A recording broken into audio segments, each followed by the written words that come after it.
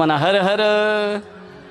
ठीक आहे, सांगितलं पिताजींची आज्ञा घ्या. इथं लेकरं बसली आहेत, तर मला सांगावं असं वाटतं, सगळं तुमच्या इच्छेने करा. तुम्हाला काय कपडे घालायचे तुम्ही चूज करा. तुम्हाला काय शिकायचं ते तुम्हीही निवडा. तुम्हाला कोणत्या कॉलेजमध्ये ॲडमिशन घ्यायचं ते तुम्हीही निवडा. तुम्हाला काय जॉब करायचं तुम्ही निवडा.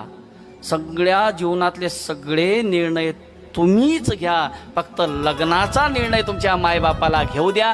बाकी तो निर्णय तुम्ही स्वतःहून कधी घेऊ नका. का? कोणाशी लग्न करावं याची अक्कल आपल्याला नाही, आणि मायबाप कधी आपल्याला चुकीचा निर्णय देत नाही. लक्षात ठेवा, या व्यासपीठाची शपथ आहे.